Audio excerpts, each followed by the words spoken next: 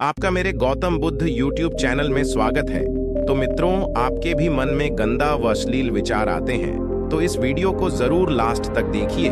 अगर आप इस कहानी को समझ गए तो जिंदगी में कभी गंदे व अश्लील विचार नहीं आएंगे। चलिए दोस्तों, आज की कहानी को शुरू करते हैं। मनुष्य का मन बहुत ही चंचल होता है और इसलिए मन में कई तरह के विचार उत्पन्न होते हैं। क्षण भर में ही व्यक्ति का मन कई चीजों को सोचने लगता है। इसलिए तो कहा जाता है कि मन को काबू करना आसान नहीं। लेकिन गौतम बुद्ध मन को नियंत्रित करने के आयामों के बारे में भी बता चुके हैं।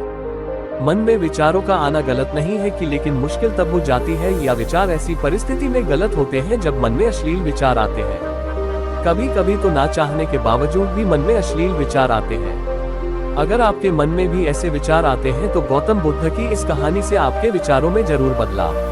बुद्ध अपने भिक्षुओं को उपदेश देने के साथ ही उन्हें भिक्षाटन के लिए भेजते थे। एक बार उन्होंने अपने भिक्षु भरत को भिक्षा लेने के लिए एक श्राविका के घर भेजा। भरत पूरे रास्ते मन में ये सोचते हुए श्राविका के पास गया कि आखिर आज भिक्षा में क्या भोजन खाने को मिलेगा। क्योंकि भरत चंद्रवंश के राजकुमार थे और बुद्ध के सानिध्य भिक्षु के रूप में दीक्षित हुए थे। हमेशा भरत को महल में खाने के लिए स्वादिष्ट पकवान मिलते थे, लेकिन आज भिक्षा के रूप में उसे जो भी मिलेगा संतुष्ट होना पड़ेगा। श्राविका के घर पहुंचकर भरत ने भिक्षा मांगी। श्राविका ने भरत को बैठने के लिए कहा और भोजन लाने के लिए घर के भीतर चली गई। इधर भरत फिर से अपने प्रिय भोजन के बारे में सोचने लगे और जैसे ही श्राविका भोजन लेकर आई तो भरत अचंभित रह गए। भरत ने देखा कि श्राविका ने उनके लिए उनके पसंदीदा पकवान परोसे हैं और अपने प्रिय भोजन को देखकर वह खुश हो गए। भोजन ग्रहण करते हुए भी भरत सोच रहे थे कि महल में तो उन्हें भोजन के बाद विश्राम करने की आदत है, लेकिन आज उन्हें भोजन के बाद वापस तेज धूप में चलकर आश्रम जाना होगा। लेकिन भोजन के बाद श्राविका ने भरत को कुछ समय के लिए विश्राम करने का आग्रह किया। भरत फिर से खुश हुए कि आखिर आज उनके मन की सारी इच्छाएं कैसी पूरी हो रही है।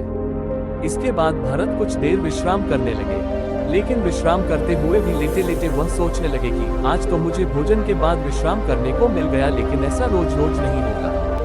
जब भरत विश्राम के बाद उठे तो श्राविका भरत अब समझ गए कि ये कोई संयोग नहीं हो सकता।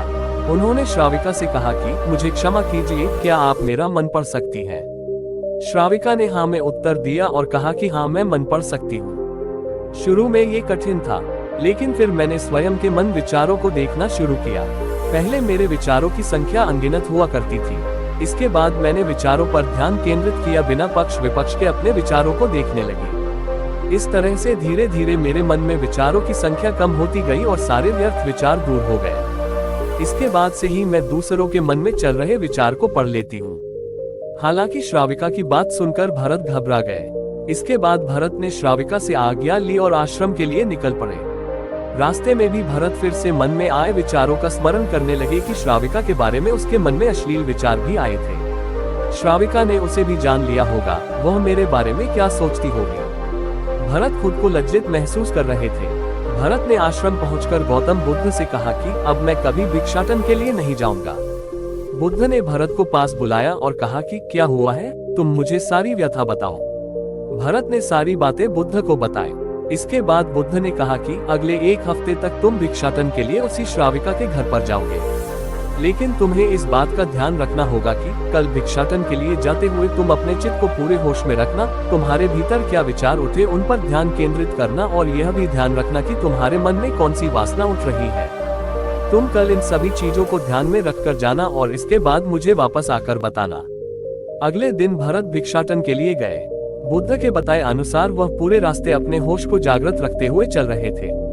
जब श्राविका का घर आया तो भरत ने भिक्षा मांगी। उसके भीतर कोई वासना नहीं थी और न ही कोई विचार उत्पन्न हो रहे थे, क्योंकि उसने अपने मन को पूरी तरह जागृत रखा था। भरत ने भिक्षा ली और आश्रम चला गया।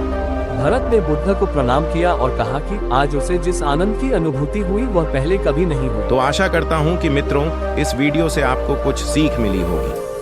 ऐसे वीडियो देखने के लिए चैनल को सब्सक्राइब और वीडियो को लाइक जरूर करें।